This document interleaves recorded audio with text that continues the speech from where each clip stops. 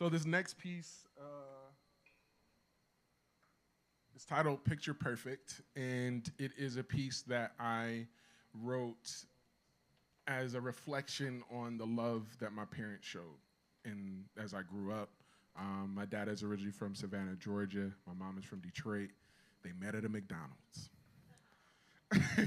And my mom was with my younger sister. We have different fathers, but both my parents come from a Christian background, church kids, and apparently my dad spit some church game and was like, let me take you to church someday, girl.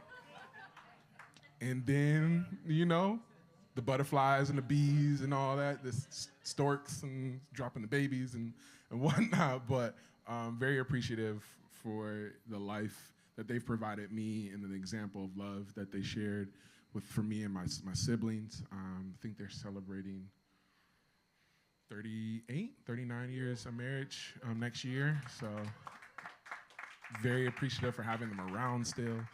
So this is titled Picture Perfect.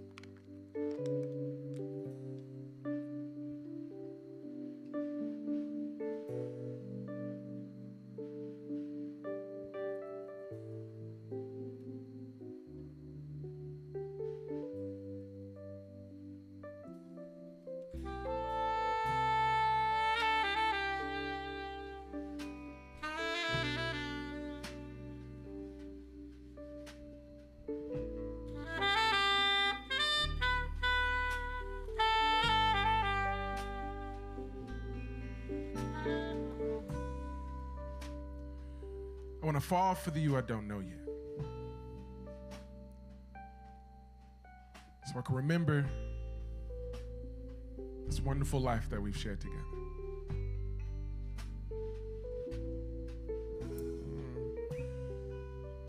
I want to fall for the you I don't know yet. Because time tells stories of our past. Plots thicken as we fall down, but healing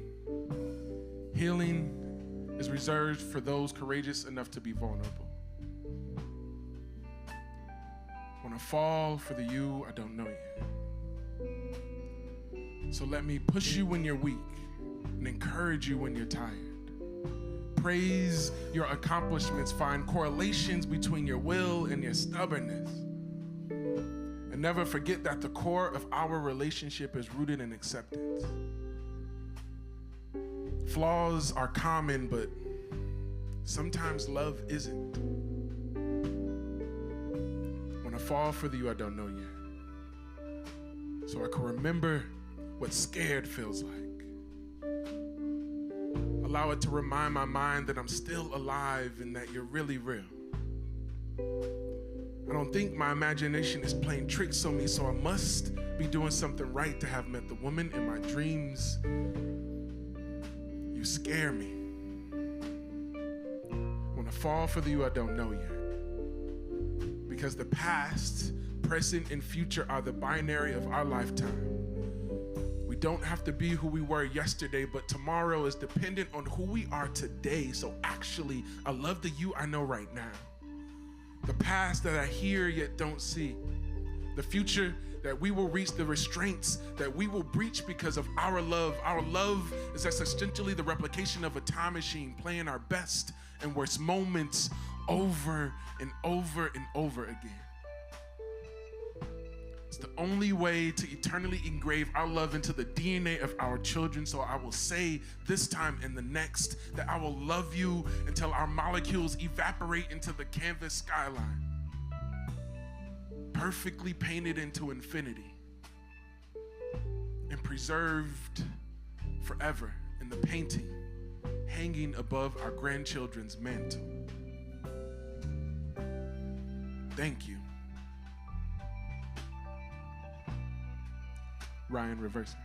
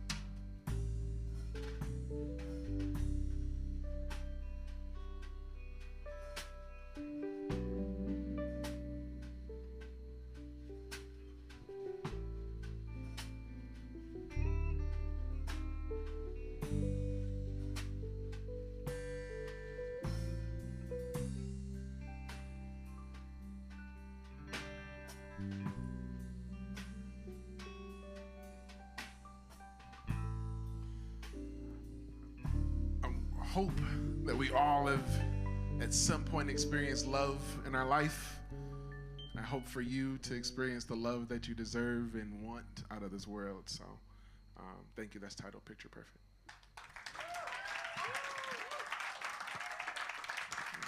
Yes, yes, yes. Thank you. A lot of my work stems from, I think my glass is half full mentality, very positive and optimistic person. And I like to acknowledge the beautiful moments in my world and the things that I observe, and have a really cool perspective and introspection about it. And I've found that poetry has offered me a platform to communicate my emotions and feelings in a really different way than playing saxophone. But saxophone was the first. It was the foundation. It was the thing that held me down from the beginning. Fourth grade, what? So this next piece is titled Dad Did, because my father has played such an incredible role in my life, an example, and introduced music to me. He's a music head. It's the thing that connects us. So I wrote this just as a thank you to my pops.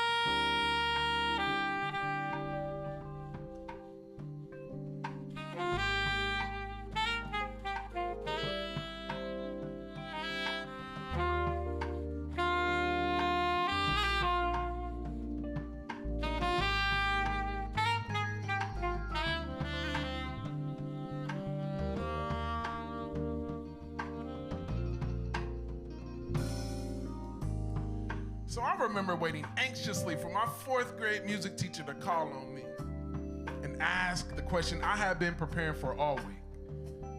What instrument would you like to play? And proudly I said, the saxophone.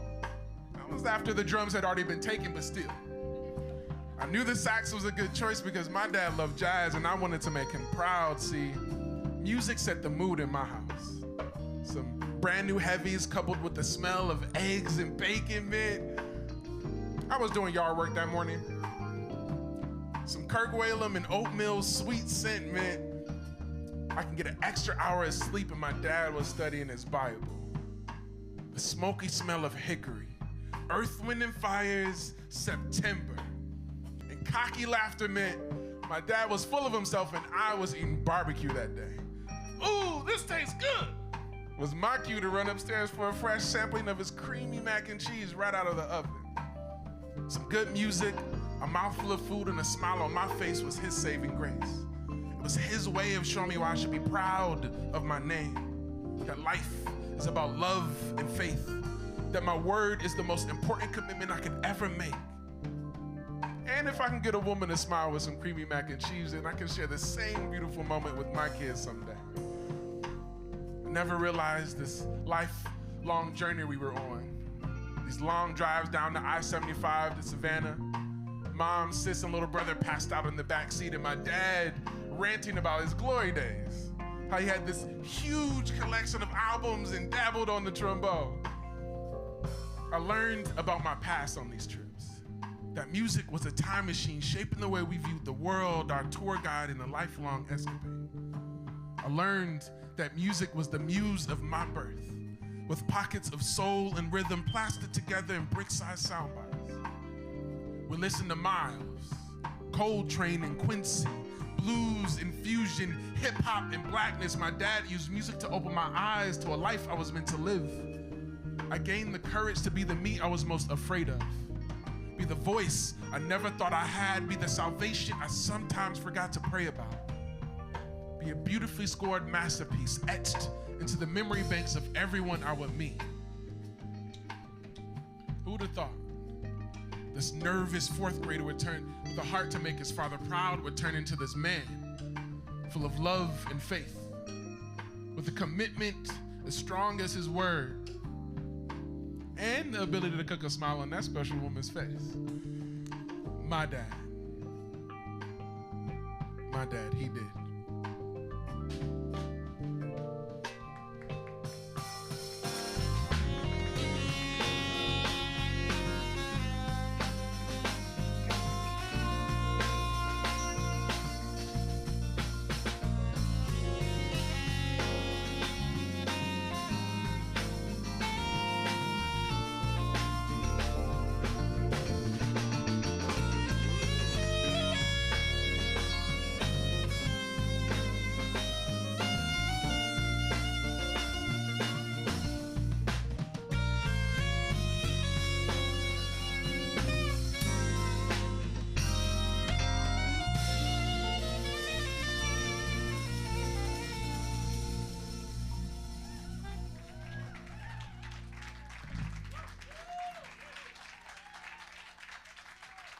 Word, thank you. Appreciate it. I hope folks have like a memory or a connection to where they first connected with artistry. Like a thing that I really love to talk about in my art is the importance of having some kind of outlet, having some kind of thing that you get to throw life into, even when you get chewed up and spit out. And sometimes you just need a release. You need a thing that speaks to you, that you get to own, not your partner, not your family, not the kids, not your elders or your ancestors. Like the thing that you have for you that you get to hold sacred. Music and art and poetry is that thing for me, and I encourage and employ you to find that. And if you haven't, if you have that thing, then nurture it, say what's up, give it a call sometime, check in, and if you haven't, find some. See what speaks to you, and take that on. I'm gonna do a few solo pieces here of work that I'm excited to do because I just haven't done stuff in a while. So y'all down to hear some stuff, some things in the repertoire?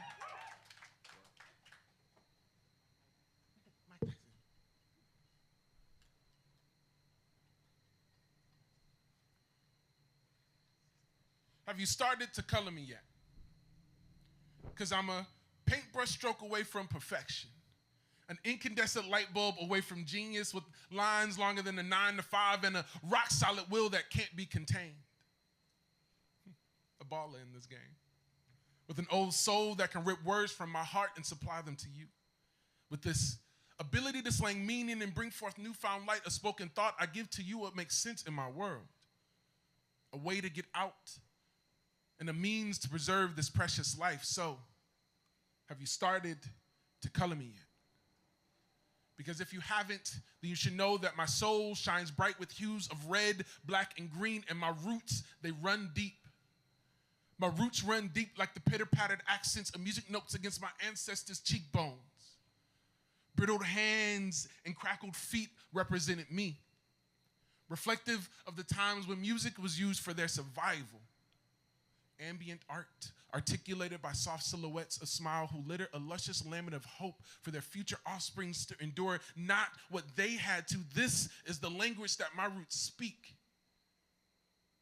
And because of their dialect, I can live my dreams, which isn't as hard as it seemed when the roots that run so deep give me the breath to live free.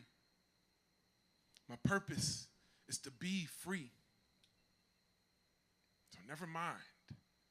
I don't need you to color me. Thank you.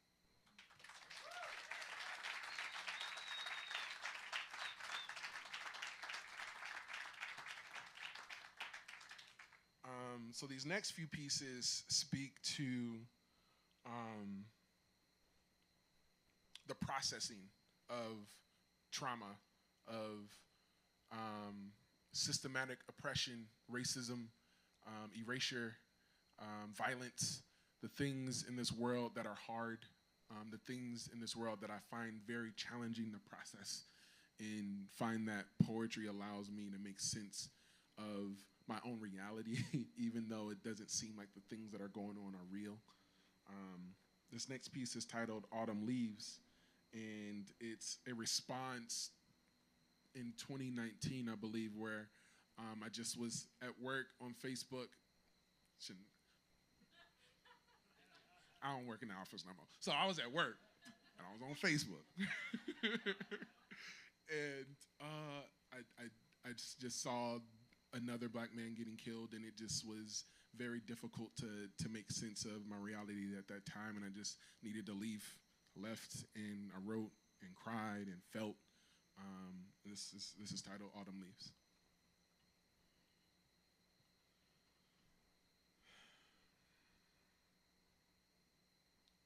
To live in this skin is to fear breathing. Is to have no control over breathing. Is to have 2 puffs left in my inhaler, hesitant to use it, worried I won't be able to breathe someday. To live in this skin is to walk and be watched. It's to grow eyes in the back of my head. It's to be seen always, yet steadily disappear.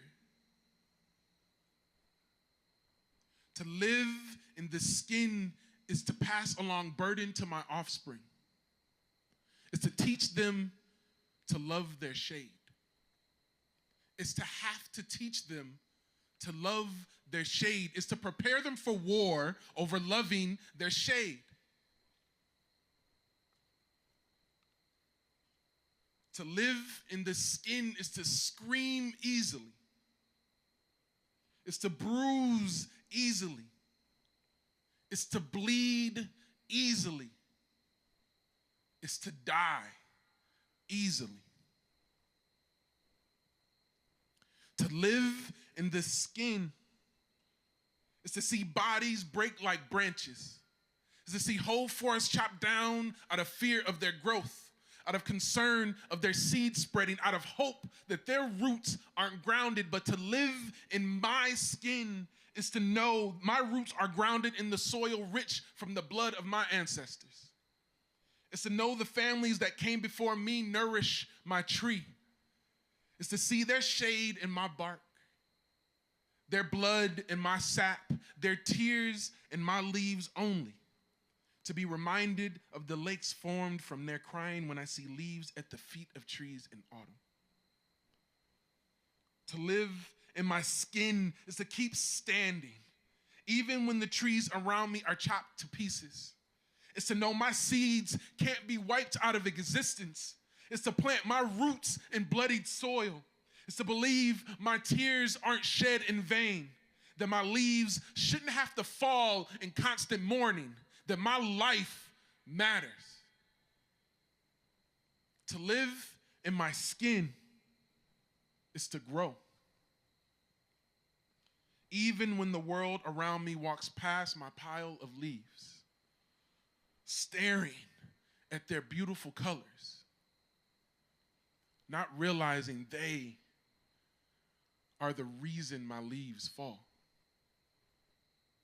Thank you.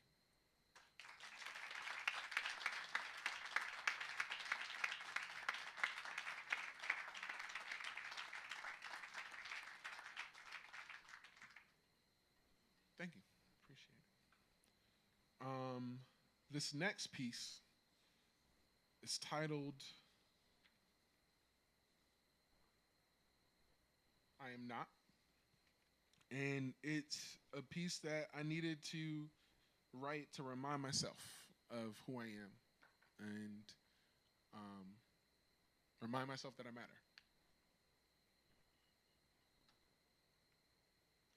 I am not who you say I am. I am not a reflection of your imagination gone running with implications that strap chains of assimilation around my ankles.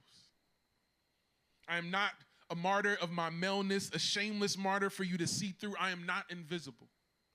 I am not to be overlooked or underestimated. This is not a conversation nor a debate.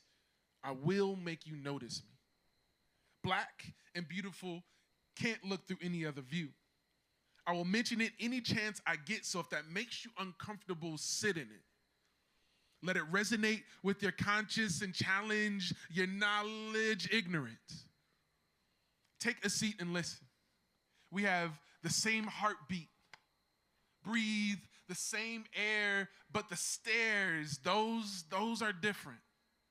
Eyes seem to constantly watch me. My actions are recorded and analyzed, hypothesized to see if I will make the same mistakes in a system that was built for me to fail in. But I need you to stop looking.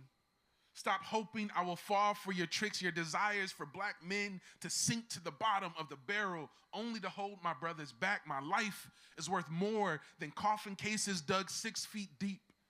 More than low expectations and high arrest rates, more than silent eyes and rigid spines when in my presence, but I understand that presence has you scared. I'm here, alive and aware, willing to stand above the rest and extend my arms to the misguided and unknowing. I will prove the statistics wrong long before they have time to settle into your perceptions. You have no idea what I've had to go through to beat the test. The societal expectations of me can go, and quite frankly, so can you. So be gone.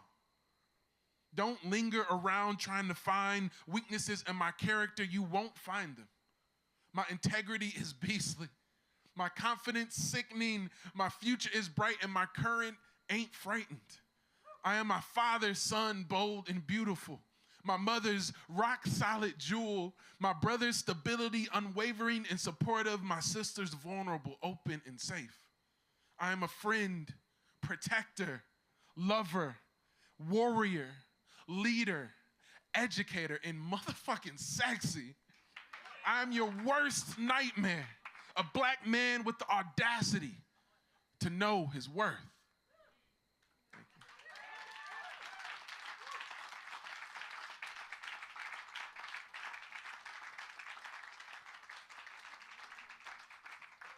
Thank you. Sometimes, you got to be your own hype person. Sometimes you got to look in that mirror and say, like, bitch, you cute. Sometimes, you just got to tell yourself something. Real quick, tell me, say this real quick. I love myself. I love myself. Come on, people on the interwebs. I'm sexy. I'm sexy. Somebody give me $1 million. Say it. That's what I'm talking about, damn it. Yes. We'd all need a little, confidence and some money.